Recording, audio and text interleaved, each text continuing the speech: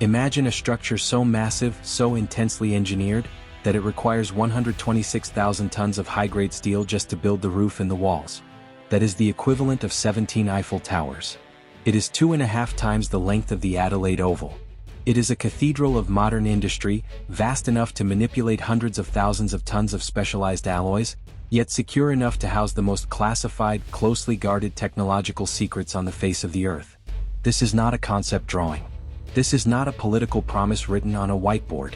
This is the new submarine construction yard at Osborne, South Australia. And the earth is already moving. In February 2026, the Australian government dropped a financial hammer on the table. They announced a $3.9 billion injection of capital. That is nearly $4 billion. But here is the most staggering part of that figure. That money doesn't buy a single submarine. That money doesn't even buy a single combat system or a single torpedo.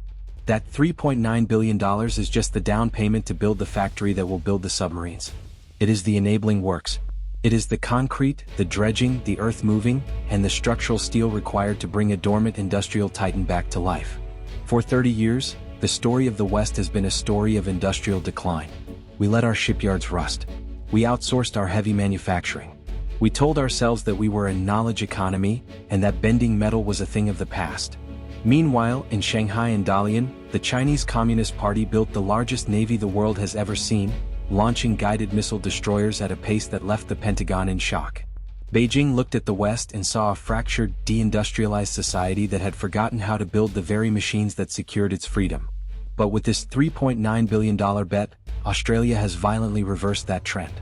We are proving that we are more than just a quarry for the world. We are stepping up to become the new heavy manufacturing hub of the Anglosphere. We are building the apex predator of the oceans. Welcome to Doctrine of War. Today we are taking you inside the most ambitious, complex, and expensive mega-project in the history of the Australian nation. Here is the thesis for this episode. The West cannot win a long-term strategic competition against an industrial superpower if it refuses to reindustrialize. The AUKUS Pact is brilliant on paper, but paper does not sink enemy fleets. Steel sinks fleets. And Australia has decided to forge that steel. We are going to break down the sheer, terrifying scale of the Osborne Shipyard expansion. We are going to look at the SSN-AUKUS itself, a technological chimera that combines British nuclear reactors, American combat systems, and Australian grit. We will explore the massive sovereign shift that is transforming a generation of young Australians into elite nuclear engineers. And we will analyze the geography of South Australia and why building this fortress at the bottom of the world is a stroke of strategic genius. If you are starting to realize that the survival of the free world depends not just on the courage of our sailors, but on the welding torches of our shipbuilders, hit that like button and subscribe to Doctrine of War. We are breaking down the industrial supply lines that dictate the front lines of the 21st century. Your support allows us to keep analyzing the real metrics of global power, the end of the rust era. To truly grasp the magnitude of what is happening on the Lefevre Peninsula in South Australia, you have to discard everything you know about standard infrastructure projects. Building a highway is difficult. Building a skyscraper is impressive. Building a shipyard certified to construct nuclear-powered attack submarines is a monumental leap in human endeavor. Let us look at the February 2026 announcement. The Australian government, acting in concert with Australian Naval Infrastructure, ANI, committed $3.9 billion for the initial enabling works. This is the first major tranche of a broader infrastructure build that is estimated to cost tens of billions of dollars over the coming decades. Why does dirt and concrete cost nearly $4 billion? Because you cannot build a nuclear submarine in a standard shed. A nuclear-powered attack submarine, an SSN, is the most complex machine designed by mankind. It is more complex than the space shuttle. It is a self-contained city, a nuclear power plant, a stealth fighter, and an arsenal of long-range cruise missiles, all wrapped in a pressure hull designed to survive the crushing, lethal depths of the darkest oceans. To build that, the environment must be flawless. The foundations of the fabrication halls at Osborne must be engineered to withstand the movement of hundreds of tons of HY80 or HY100 high-yield steel with microscopic precision. If the floor shifts by a fraction of a millimeter while two hull sections are being laser-aligned for automated welding, the integrity of the entire submarine is compromised. The acoustic stealth of the submarine, its very ability to survive, depends on manufacturing tolerances that are almost incomprehensible to the civilian world.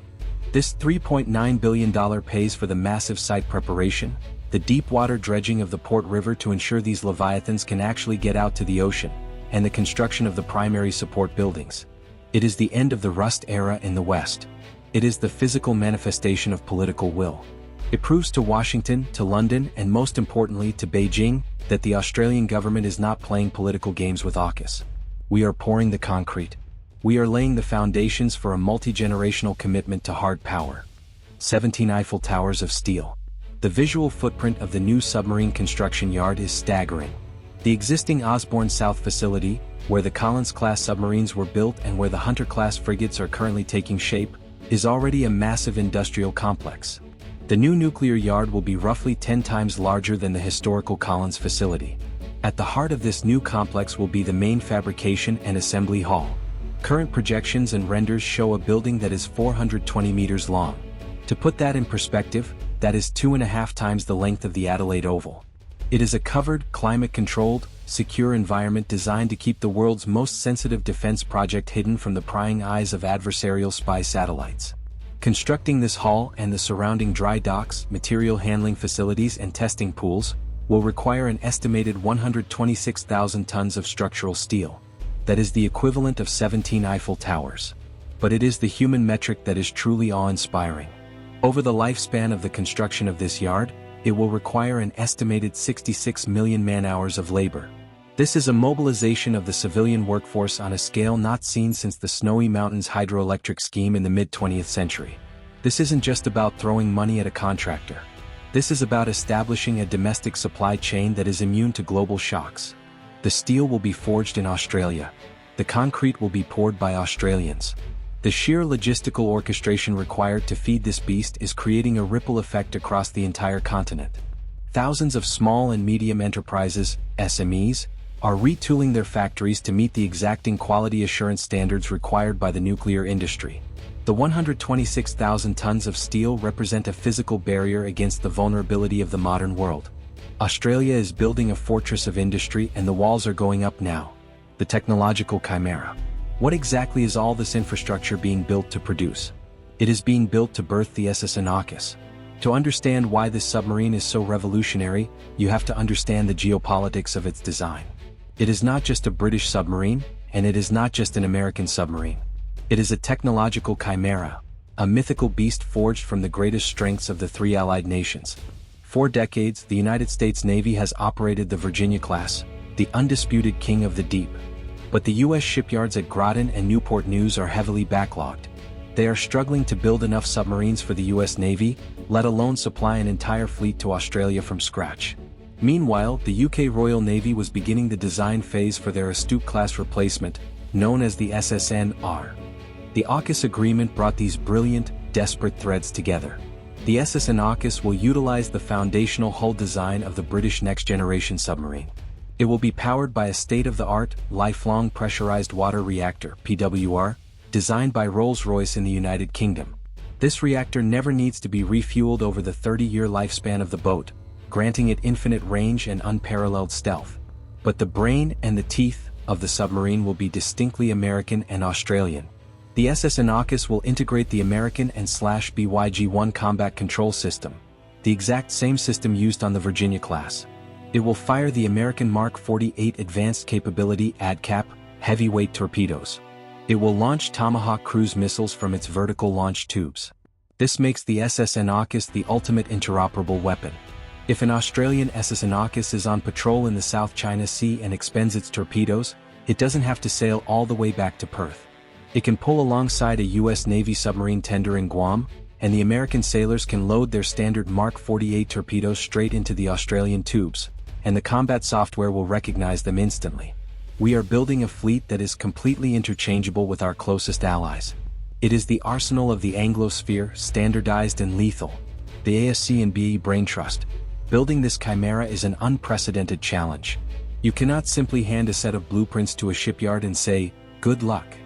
The metallurgy, the acoustic dampening tiles, the integration of the nuclear propulsion plant, these are secrets that the US and the UK have guarded with lethal intensity since the dawn of the Cold War. To overcome this, Australia has orchestrated a masterful corporate and sovereign marriage. In 2024, the government announced that ASC, the Australian government-owned sovereign submarine builder, and BAE Systems, the British aerospace and defense behemoth, would form a joint venture to build the SSN-AUKUS at Osborne. This is not a case of a foreign company coming in, building the boats, taking the profits and leaving. This is a deliberate, legally binding transfer of intellectual property.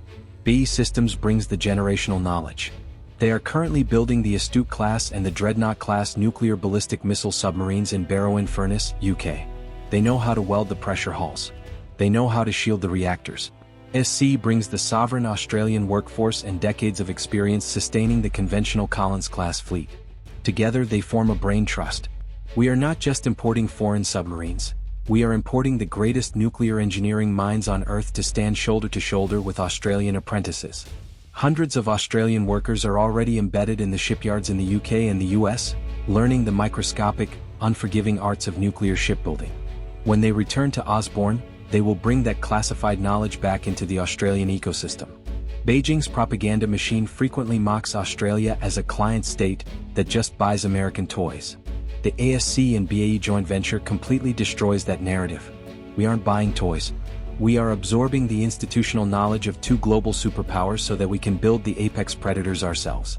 We are turning Adelaide into the Barrow-in-Furness of the Southern Hemisphere. Building the nuclear generation. The physical shipyard is impressive, but the true weapon being forged at Osborne is made of flesh and blood. A nation that possesses the capability to construct and sustain a nuclear-powered submarine is a nation that possesses a fundamentally superior industrial base. It forces an elevation of national standards across the board. You cannot build a nuclear submarine with a mediocre workforce. If a welder working on a commercial cargo ship makes a microscopic error, a bulkhead might leak.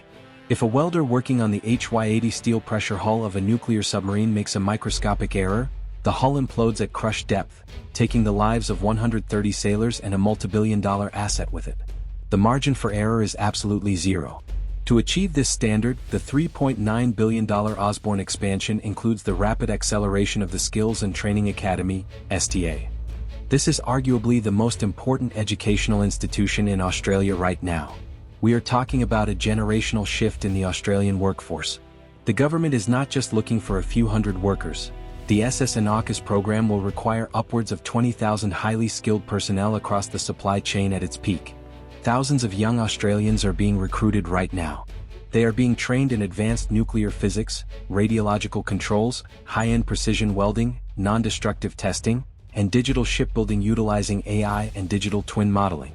The STA at Osborne is designed to be a conveyor belt of excellence, taking smart, capable Australians and turning them into the elite tier of the global manufacturing workforce. This is the sovereign shift. For too long, the aspiration for a smart young Australian engineer was to move to Silicon Valley to design software apps, or to move to the Pilbara to dig up iron ore. The Osborne Mega Project offers a new path, staying in Australia to build the most advanced defense technology on the planet.